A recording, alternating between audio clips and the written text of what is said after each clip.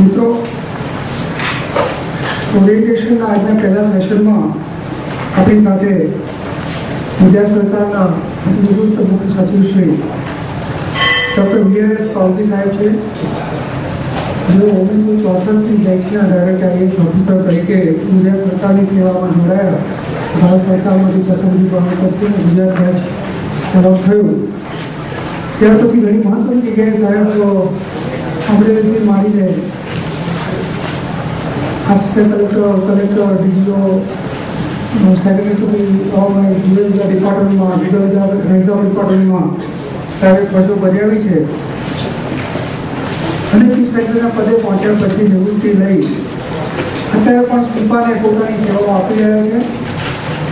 ખાસ કરીને સ્પીપાની સ્ટડી સેન્ટરને સ્પીપામાં તો બીજા ઘણા સ્ટડી કોર્સ ચાલે છે, એમાં સાહેબ આવે છે, પણ સ્ટડી સેન્ટરને ખાસ કરીને સાહેબનો સહયોગ ખૂબ જ પ્રાપ્ત થયો છે. સાહેબના જે વિષયો છે જે અમારે ખાસ કરીને જૂના વિદ્યાર્થીઓ અથવા હાલ સ્પીપામાં રહીને તૈયારી કરે છે બધા વિદ્યાર્થીઓને ખ્યાલ છે. એમ બધા વિદ્યાર્થીઓની ડિમાન્ડ છે કે પબ્લિક એડમિનિસ્ટ્રેશનનો વિષય જે UPSC આપે છે એમાં તે વિષય ખૂબ સારી રીતે તૈયાર કરાવે છે. એ સિવાય જનરલ સ્ટડીઝના જે અમુક ટોપિક્સ આવે છે એ અને એસે, આ ત્રણ બાબતો પર સાહેબ ખૂબ જ કોન્સન્ટ્રેશન આપી અને અહીંયા આપણા વિદ્યાર્થી મિત્રોને તૈયારી કરાવે છે. સાહેબની ખાસિયત એ છે કે ખૂબ જ સારું ગુજરાતી બોલી શકે છે. અંગ્રેજી તો ખૂબ જ સરસ છે સાહેબનું. પ્રભુત્વ અંગ્રેજીનું જે છે એ તો હાર્વર્ડમાંથી સાહેબે MBA કર્યું છે. પણ જે મિત્રો ઇંગ્લિશ મીડિયમમાં અહીંયા કરવા માંગતા હોય એમને પણ સાહેબ ઇંગ્લિશ મીડિયમ સાહિત્ય ભણાવે છે અને ગુજરાતી મીડિયમમાં જે મિત્રો પેપર આપવા માગે છે અથવા શીખવા માગે છે, બંને જે ભાષાઓનું જે કહેવાય માધ્યમ દ્વારા ફેકલ્ટી સારા સાહેબોને મળી રહ્યા છે. સાહેબનું આપણે બધા સ્વાગત કરીએ, તાલીમથી સ્વાગત કરીએ.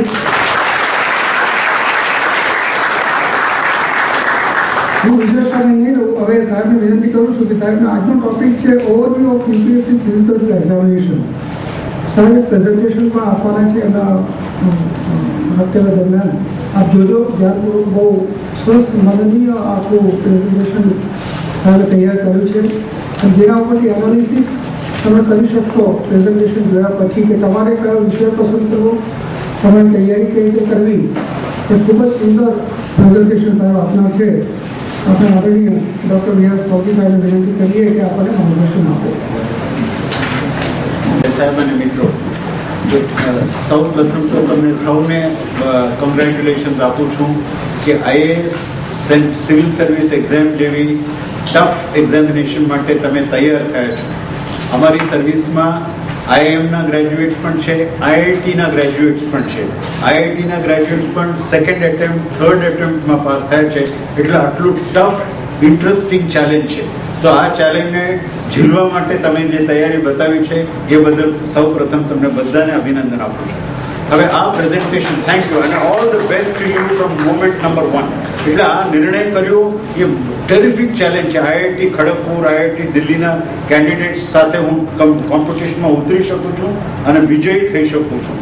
આ ઈરાદો મારી દૃષ્ટિએ ખૂબ મહત્વનો છે. અમદાવાદમાં આ ઈરાદો કરવું એટલું ઇઝી નથી, ગુજરાતમાં પણ નથી, પણ આજે તમે કરી ચૂક્યા છો એના બદલ અભિનંદન આપું છું. આપણે આ પ્રેઝન્ટેશનમાં આજે સિવિલ સર્વિસ એક્ઝામ એટલે શું, એની આ મિસ્ટ્રી શું અને પરીક્ષાના ડિટેલ્સ, કોમ્પોનન્ટ્સ કયા છે, કઈ રીતે હું એની તૈયારી કરી શકું, મારા ચાન્સીસ કેવા છે અને કયા વિષયો હું લઉં અને ઇન જનરલ અભિગમ શું હોઈ શકે. એ તો સ્પીપામાં એક એડવાન્ટેજ છે કે સફળ થયેલા અનેક વિદ્યાર્થીઓ તમને ઔપચારિક રીતે અનૌપચારિક રીતે મળે, જેથી કરીને હું તો 64માં પાસ થયો, ફર્સ્ટ એટેમ્પ્ટમાં 21 વર્ષે પાસ થયો, યંગેસ્ટ હતો જે વખતે. મારી થોડી ઘણી હેસિયત તો છે, પણ એ જૂના વખતનું છે. એમ્બેસેડર ગાડી જેવું છે. અત્યારે કોઈ એમ્બેસેડર ગાડી પસંદ નથી કરતા. એટલે એ મોડેલ જૂનું છે, પણ છતાં it is a working model. એટલે આજે આપણે બહુ ઝડપથી જોઈ લઈશું. પછી પ્રશ્નો હોય તો જે તે વખતે લખી રાખજો. પ્રેઝન્ટેશન એક સરસ મજાનું ઓર્ગેનિક પ્રેઝન્ટેશન છે. પતે એટલે તમે પૂછી શકો. નેક્સ્ટ.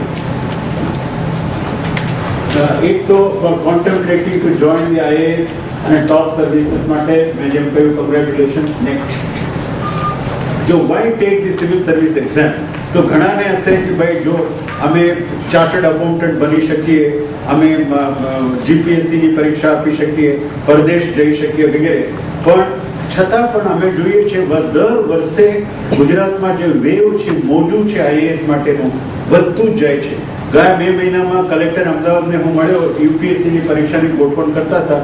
17,000+ સ્ટુડન્ટ્સ, લગભગ 20 થી 25 કેન્દ્રો હતા આપણે ત્યાં. આટલું તો હું મારી કલ્પનામાં નથી આવતી કે 17,000 સ્ટુડન્ટ્સ તૈયાર થયા હોય. અને આ વર્ષે અમારી સ્ટીપરની પરીક્ષા જે અમે લેવા જઈએ છીએ 9,000+, કેટલા છે? 9,600 ફોર્મ લઈને પૈસા ભર્યા છે. ગુજરાતીઓ તો ફોર્મ લે પણ પૈસા ના ભરે છે.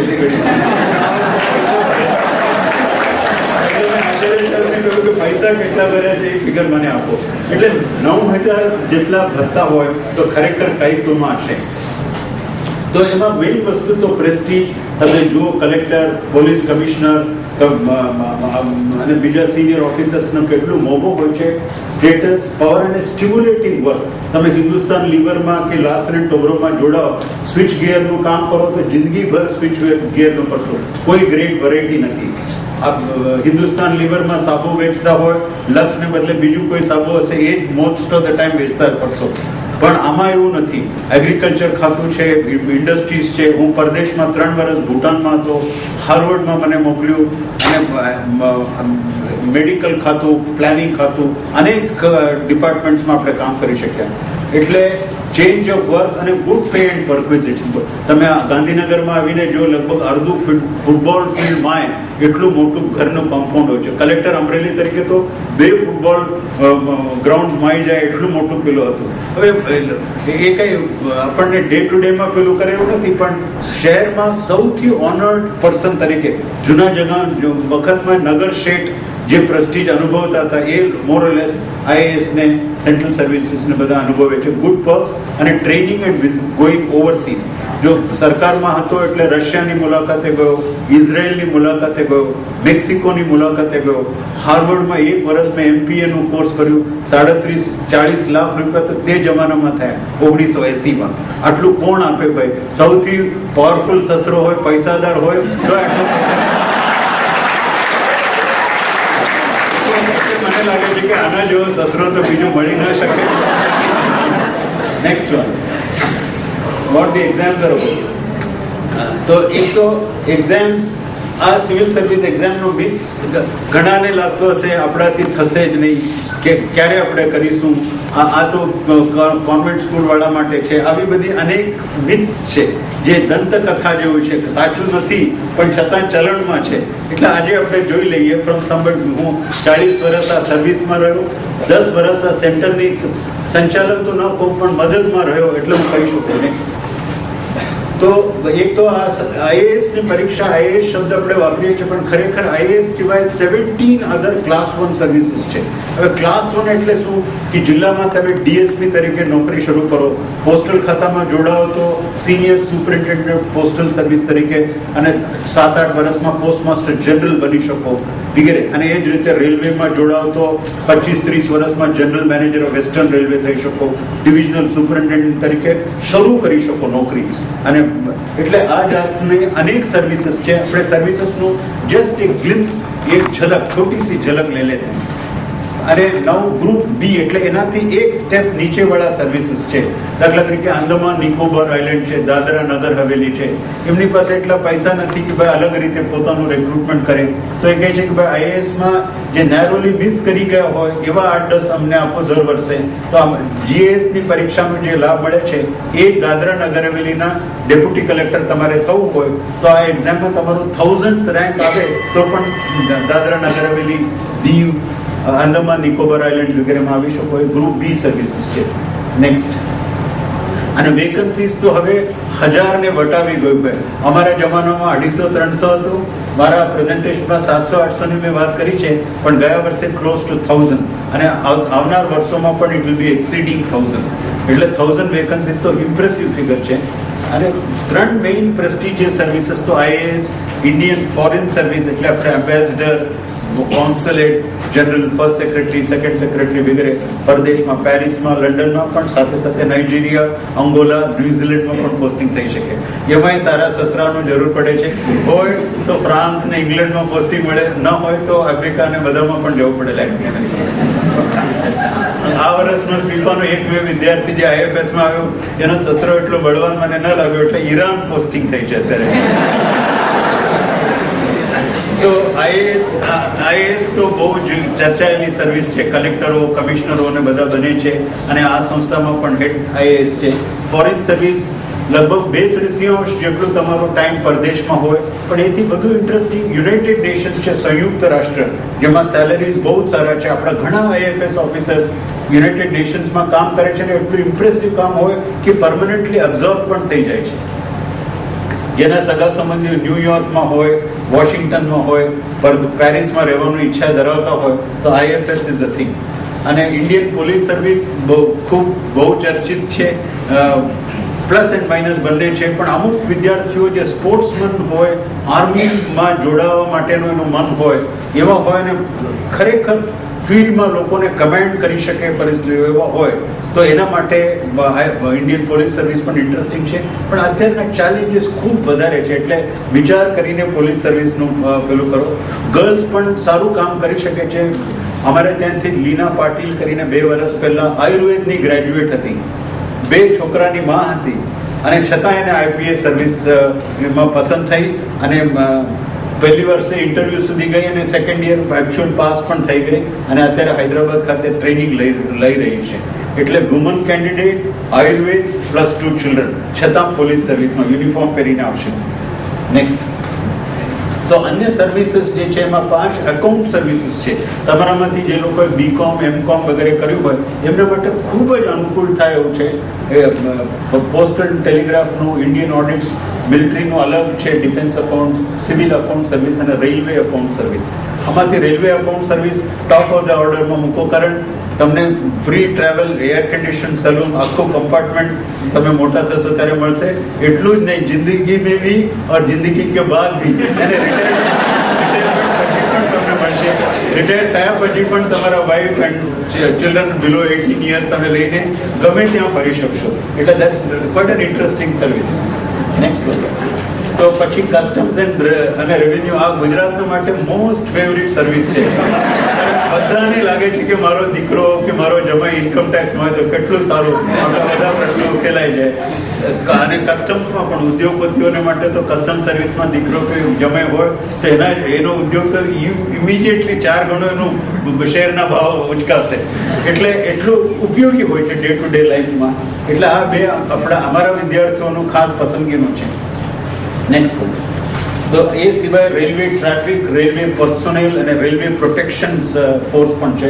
રેલવે IPS ઓફિસર જેવો જ, પણ ફક્ત રેલવે સુધી કન્ફાઇન્ડ એવા સર્વિસ. નેક્સ્ટ. પછી આ સિવાય અનેક આપણને પરચુરણ લાગે છે, પણ જોઈન થો તો એ મહત્વનો લાગે. દારૂગોળા આપણે બનાવીએ છીએ અનેક ફેક્ટરીઝમાં, એમાં non technical jobs, managerial jobs, postal service, defence estate. એટલે આપણે ત્યાં અમદાવાદમાં કેન્ટોનમેન્ટ છે, તો કેન્ટોનમેન્ટના મેયર તો નથી, એના બદલે મેજર જનરલ કે લેફ્ટનન્ટ જનરલ જો ઇન્ચાર્જ હોય એ સ્ટેશન કમાન્ડર, પણ એના નીચે તરત જ એક સિવિલ ઓફિસર જે કલેક્ટરની જેમ કામ કરે, ફક્ત કેન્ટોનમેન્ટ પૂરતું, મ્યુનિસિપલ કમિશનર જેવું. તો એ આ સર્વિસમાં છે. ઇન્ડસ્ટ્રીયલ સિક્યુરિટી ફોર્સ, એ મોટા ઔદ્યોગિક એકમો માટેનું IPS જેવું કામ. ઇન્ડિયન ઇન્ફોર્મેશન સર્વિસ એટલે દૂરદર્શન, ડાયરેક્ટરેટ ઓફ પબ્લિસિટી વગેરેનું. અને હવે 2 ન્યૂ સર્વિસીસ જોડાયા છે. કોર્પોરેટ લો સર્વિસ એટલે રજિસ્ટ્રાર ઓફ કંપનીઝ અને કંપની સાથેના સંબંધો, અને કંપની લો બોર્ડમાં કામ કરવાનું વગેરે, અને દરેક રાજ્યમાં રજિસ્ટ્રાર ઓફ કંપનીઝ. અને ઇન્ડિયન ટ્રેડ સર્વિસ, આ પણ એક બ્રાન્ડ ન્યૂ સર્વિસ છે. Exports import, chief controller of imports and exports, world trade organisation, controller general of foreign trade, એ બધા પોસ્ટિંગ્સ આ સર્વિસમાં મળે. આ પણ ગુજરાતના માટે ફેવરિટ સર્વિસ થઈ શકે, પણ આની ઓળખાણ બહુ નથી, એટલે આપણે બહુ નથી વિચારતા. પણ વેપાર ઉદ્યોગમાં જે લોકો રોકાયેલા હોય એમના માટે બહુ ઇન્ટરેસ્ટિંગ સર્વિસ છે. નેક્સ્ટ. પછી ગ્રુપ બી સર્વિસીસ એટલે એક સ્ટેપ નીચે, તો સેન્ટ્રલ સેક્રેટેરિએટ, રેલવે બોર્ડ સેક્રેટેરિએટ અને આર્મ ફોર્સીસ હેડક્વાર્ટર. કમનસીબે કહો કે અધરવાઇઝ કહો, આ બધી પોસ્ટ દિલ્હીમાં જ આ પોસ્ટ છે બધી. એટલે દિલ્હીમાં તમારો કંઈ ખાસ ઇન્ટરેસ્ટ હોય તો આ ખાસ તમને કામ આવશે. નહીં તો